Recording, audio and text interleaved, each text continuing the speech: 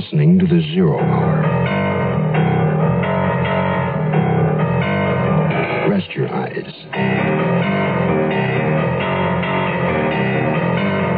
Exercise your imagination.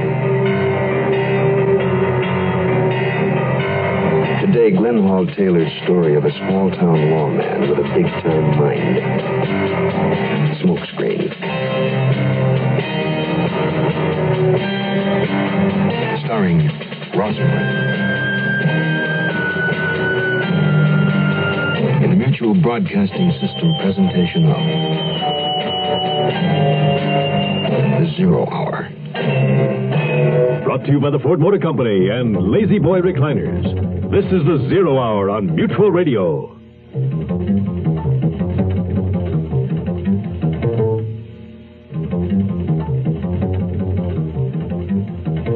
Here's some super news. Wait, let me give you a fanfare. Thanks. Right now, your Ford dealer is featuring the all-new Super Cab pickup. Now for a cymbal crash. Yes, Ford Super Cab, the only two-door pickup roomy enough... Hold it. A drum roll. Roomy enough to carry a family of 6. So march on down to... Now the full band. March on down to your Ford dealers and see the Super Cab with optional fold-down bench seat or facing jump seats. Or with no rear seats, you get 44 cubic feet of cargo space. And because it's clearance time now at your Ford dealers, he's really dealing on all his pickups, rancheros, Broncos, and vans. Great choice now available, too. I didn't know all that. Great marching band imitation. How'd you ever do it? I got excited. You'll get excited, too, about the super news at your local Ford dealers now. Castle City, California, clings to the edge of U.S. Highway 395 for perhaps a mile, then abruptly ceases to exist as the northbound motorist passes a last-chance gas station. Looming in the near distance are lofty, pine-crested Sierra peaks. The air is as sparkling as champagne. Some might think the town is a paradise. But there are humans in Castle City, and upon occasion they indulge in human vices, even murder. Our story begins as along a hillside path, 2 men stealthily approach a cabin that is nearly hidden by dense foliage. Near the door of the structure is a window. They pause and cautiously peer through it. Okay. Sally's in there. But there's no sign of the guy. Yeah, good. This cabin's got only the one room, ain't it? Yeah. Scott is probably out someplace. Yeah, we gonna move in? Okay. I'll take the door now. We do this quick, just to play it safe. Who's that? Hiya, Sally, baby. Oh, Ed, you scared the daylights out of me. You knew he was coming. Okay, Chuck. Shut the door. Where's Skylar? He's down by the lake fishing. He doesn't expect us, does he? Of course not. No, we're not going to stall around. We take care of the guy and split. I know. You go find him, Chuck. Now, how does he get down there, Sally? Well, there's a path starts back of the cabin. You just follow it down the hill. Leads right to the lake. Is that lake deep? Well, out a ways it is. Good. Now, Chuck, after you knock him off, put some weights on him, you know what I mean? Yeah. And as long as Scott is looking for fish, we'll send him down to make a personal contact. Being a deputy sheriff in a Sierra town like Castle City has its advantages, especially when the trout are plentiful. And whenever the smell of pine drifts out of your neighbor's chimney into the crisp winter air, and in summertime, too, when the vacationing girls with the pretty legs hang around the root beer stand across the highway from the sheriff's station. Sometimes, though, it's danged unpleasant, as it was that day I got a report that Sam Schuyler, a notorious rackets man, was in the area. A concerned citizen had phoned and asked if I was Deputy Jeff Fargo. I said I was. He said he'd seen some guy, one who matched Schuyler's description, up by the lake. Luke Bixby, a rookie assigned to my station at the time, was with me in the patrol car as we barreled along the road on our way to the lake. Jeff, get a load of that guy in a car up ahead. He's all over the road, hogging both lanes. Step on it and overtake him. We're going to give him a ticket. You bet. Give him the reds, Jeff. He's not paying any attention to the flashers. Maybe he's stoned. It's early in the morning? Watch it, Luke. He's going to hit that tree. Look out! Stop the car, quick. Okay. At least he didn't roll over. Let's have a look at him. Yeah, he probably doesn't have a scratch. Those drunks never do. I don't know. He slumped over the wheel. May have just knocked him out, though. Hey, mister? Can you hear me? Listen, I'll get the canteen from our car. Cold water might bring him around. Nothing will help him now. Huh? He's dead. But he didn't hit that hard. Didn't have to. There's a bullet hole in his neck. Ed, why ain't Chuck back here? Don't get antsy, Sally. After he wasted him, he had to tie weights on Skylar's body and row it out to a deep spot. Oh, well, I wish he'd hurry. I want to get out of here. So do I, baby. And believe me, I will never get mixed up in a deal like this again. You don't know what it's like to spend a whole month in this godforsaken place with nobody to talk to except squirrels, birds, and Skylar. I don't know how he stood it alone for so long. Hey, how long had he been here before he sent for you? Well, he's been here ever since he pulled the heist. Nearly 2 years. That's a laugh. Every cop in the state looking for him, and they could have brought him in with a mess of trout. Did he ever tell you why he waited so long before he sent for you? Well, he said he was scared, too. Yeah. I guess he could have stayed hidden up here forever if he hadn't sent for you. But a guy with a yan will make a sucker play every time. Oh, I was sure getting sick of his company. Tell me, Sally, how did you manage to mail the letter to me? Well, I gave it to a guy who was up here fishing. Came just in time. I was beginning to think you'd given us the old hero, you know. Now you know I wouldn't do that, Ed. Yeah, and honey, baby, you'd better not try. Oh, what's that? Well, this is the door. What else? I'll handle it. Hey, give me a hand, will you? Chuck. Hey, what happened? Hey, what's the matter with him, Ed? How do I know? Come on, Chuck. Thanks, boss. Oh, gee, Oh, Ed, he's bleeding. What did you do with Skylar? Hey, just give me a minute, will you? Answer me. He got away. You stupid punk. Oh, Ed, now don't sock him. He's already hurt bad. Oh, thanks, Sal. Oh, I don't want no thanks. I want to know how Skylar got away. I couldn't help it. Malarkey. You got to listen to me. I went down by the lake looking for him. I didn't see nobody, and all of a sudden I get slugged. You jerk. Didn't you figure something like that might happen if you weren't careful? But I didn't see him. That's bad. Because he's seen you. Yeah, but I was only wobbly for a second or two. I turned, I saw him running, and I threw some lead at him. Oh, brother. After me spending a whole month with that creep, you blew Now, it. look, I know I hit him a couple of times at least before he got in his car. He got in his car? Oh, no. Oh, look, he can't get far. He was bleeding bad. I could see it. Well, he'll get far enough. Now, look, we got no time to lose. Let's forget about him. We'll get that loot and split. Now, show me where he buried the dough. Well, it's right out back. Okay, come on. Hey, wait for me. Sorry, Chuck. You'll only cramp my style. No, Ed. No, please. No!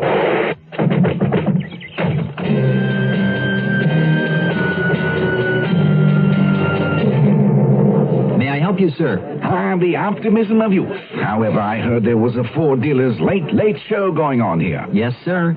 Just what in heaven's name might that be? Well, it's our end-of-the-season clearance sale, and right now you can get terrific buys in our Quiet LTD and our mid-size Torino. Marvelous. And what about those little beauties over there? I hear they're very good on petrol. Yes, sir.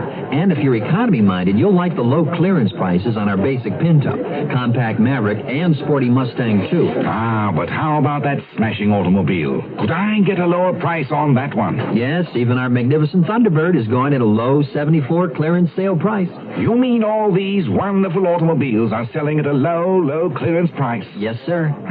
It is a far better time to buy than it ever was before. Don't miss your Ford dealer's late clearance show. There are plenty of good seats left, and the price of admission may never be this low again.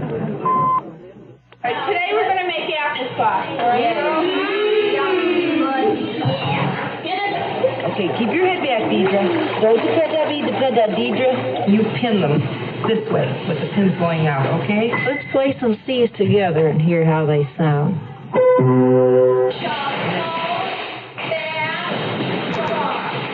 you going to give us the recipe to how to make it? At the end, birthday, I can't keep the space and stuff straight. Yes, you can. Lisa, you've got 12 feet of water. Are you all right? No. People working with girls' clubs can make a difference. This is Carol Burnett asking you to help your local girls' club or write to Girls Clubs of America, Box 35, Grand Central Station, New York 10017, to help get one started. You can make a difference. Want to be a physical education? You know what you have to do? Good luck. All that science, all that forget. Don't get me down.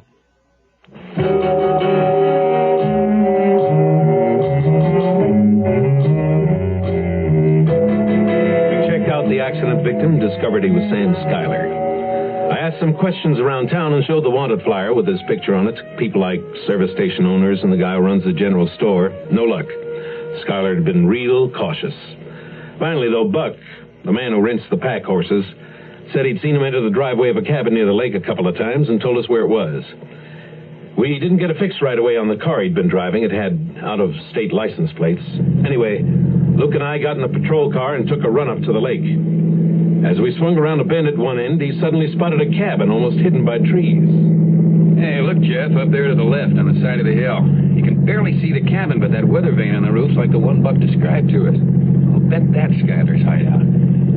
Pull over on the shoulder of the road. We'll take a look around.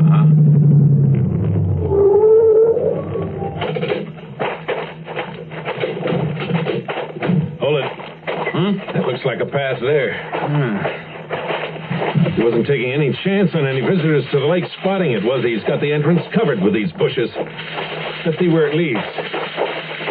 Hey, wait a second. I smell smoke. You're right. Back out of here for a minute, see if we can spot anything. Okay. You see anything?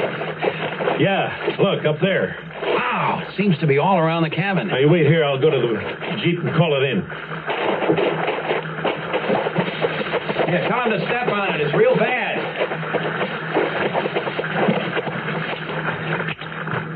Hello?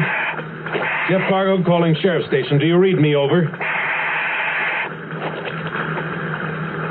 Fargo calling Sheriff's Station. Do you read me? Over. We read you, Jeff.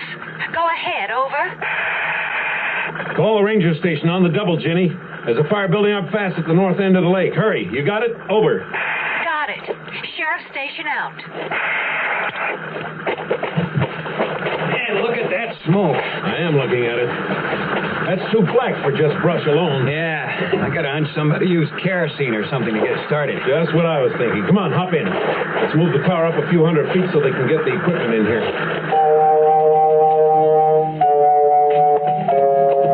Oh, gee, Ed, I don't know how much longer I can keep walking. My ankle's been killing me ever since I turned to climbing that hill behind the cabin. Okay, just keep walking. There'll be a car along soon. We'll get a lift. And once we're over the state line, baby, we can do a lot of living on what's in this tin box. Well, it's a good thing you didn't bury it any deeper. We'd never gotten out in time. Yeah. That kerosene catches on quick. Especially with the brush and the dry timbers in that old cabin. The whole place will go up like a volcano. And there won't be a trace of Chuck's body. You better believe it. Oh, Ed, I wish you hadn't had to kill him. There was no other way, baby. If the cops ever traced the bullets in Schuyler's body to Chuck's gun, they'd have put the heat on him. And he would have squealed on us. Hey, here comes a car. That like ducked behind a tree. What's the big idea? I thought we were going to hitchhike. Yeah, but not just any car. Might be the cops. Okay, it's a pickup truck. Now get out there and give it the old thumb. I'll wait here.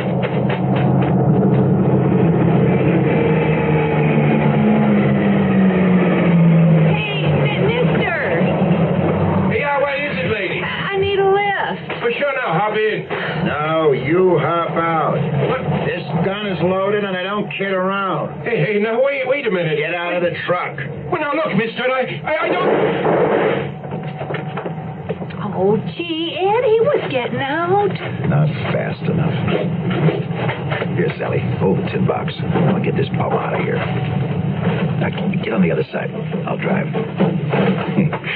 Hey, now we really start living. After the firefighters had put the blades out, but not before the cabin was completely demolished. The chief ranger guided us around the hot spots to where the cabin had stood, and Luke and I snooped around. What I hadn't expected to find was a body. A body not only charred, but with a bullet hole in it for good measure.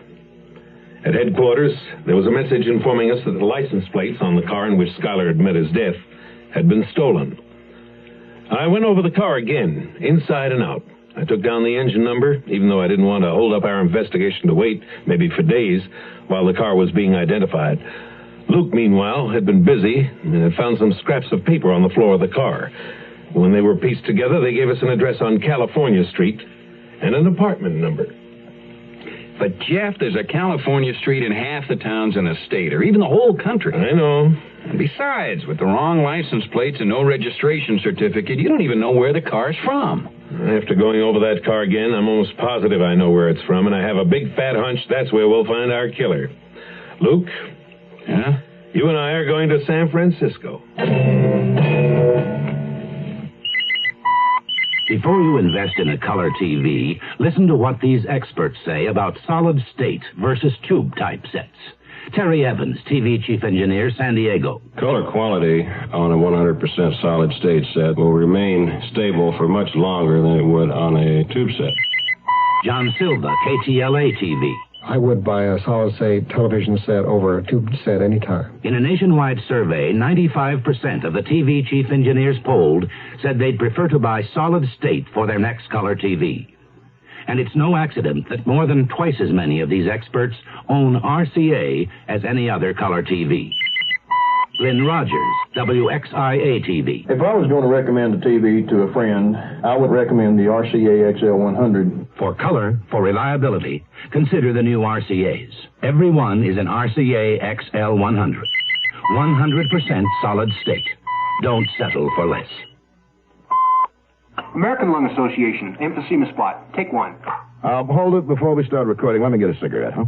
A cigarette? Yeah, only take a second. And look, man, we're doing an emphysema spot. So? Well, couldn't you at least wait till we're through? What for? I can smoke and talk. Yeah, well, that's not the point. Oh, now, wait a minute. Don't tell me you buy all that stuff. You mean the correlation between cigarette smoking and emphysema? Yeah, you really believe that? Yeah, as a matter of fact, I do. Well, that's fine, but I've been smoking for over 15 years now, and you don't hear me gasping for breath, do you? Well, it's your life. Thanks. Okay, anytime you're ready. Emphysema spot. Take one. Emphysema. Now, just what does that mean to you? Well, sorry. Take two. An emphysema victim doesn't always get a second chance, particularly if he's a heavy smoker. Remember, see your doctor at the first sign of shortness of breath, and give up the cigarettes. This reminder from your lung association is a matter of life and breath.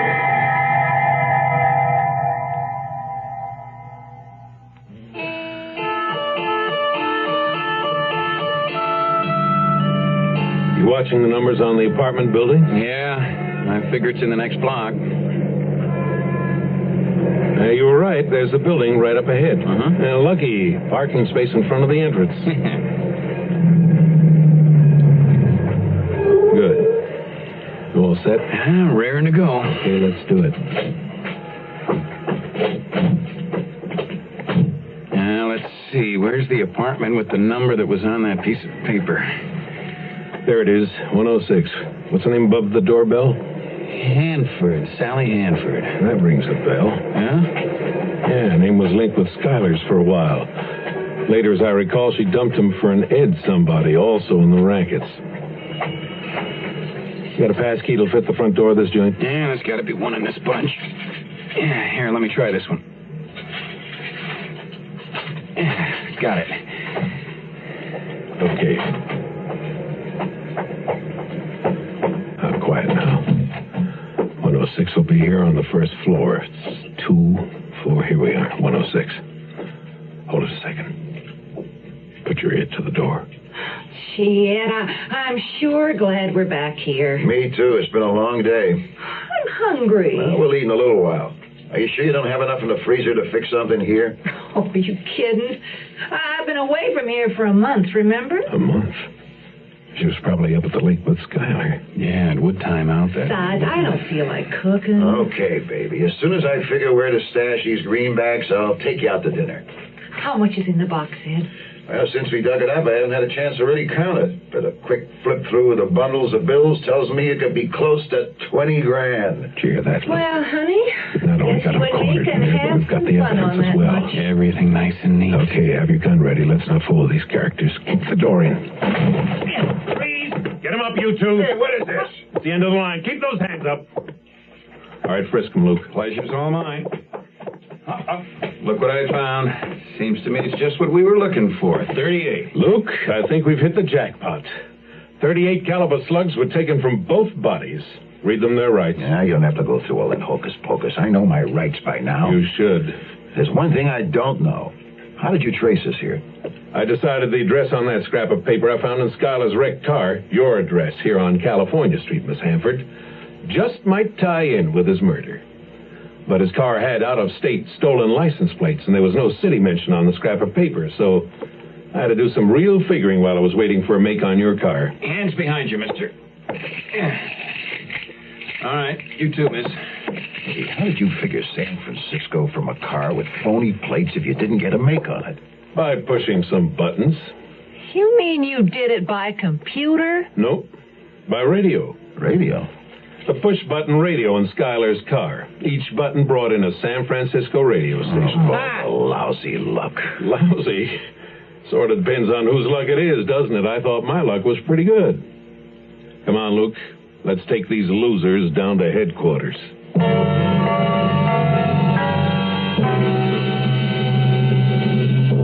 This is Jim Backus with news about the most comfortable experience of a lifetime, a Lazy Boy reclining chair. It's ideal for apartments, living rooms, dens, family rooms.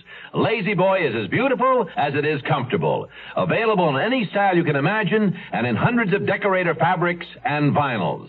Make your favorite room a haven of gracious living. See your Lazy Boy dealer today. Hurry up. He's waiting. Run down there. Go. Yes, indeed. Hi, this is Jim Backus with a special announcement about an exciting Lazy Boy chair sale taking place at your Lazy Boy dealers now. Lazy Boy reclining chairs of your choice are available at unheard of savings for a limited time only. Treat yourself and your family to a lifetime of comfort and beauty. Once you do, you'll wonder how you ever relax without one. Get America's comfort favorite, a Lazy Boy chair now. See your Lazy Boy dealer today. Run in there. He'll be glad to see you. Yes, he will. I'm Rod Serling. Close your eyes, exercise your imagination, and join us again on our next presentation of The Zero Hour. Smokescreen was adapted for radio by Glenn Hall Taylor. Ross Martin was heard as Sheriff Jeff Fargo. Featured in the cast were Ben Cooper, Johnny Hamer, Virginia Eiler, and Alan Berglund. Zero Hour, created by J.M. Kholos, directed by Don Hills, is produced in Hollywood for the Mutual Broadcasting System by Radio Productions Incorporated. Music is composed and conducted by Stanley D. Hoffman. Rochelle Sherman, associate producer. This has been a presentation of the Mutual Broadcasting System.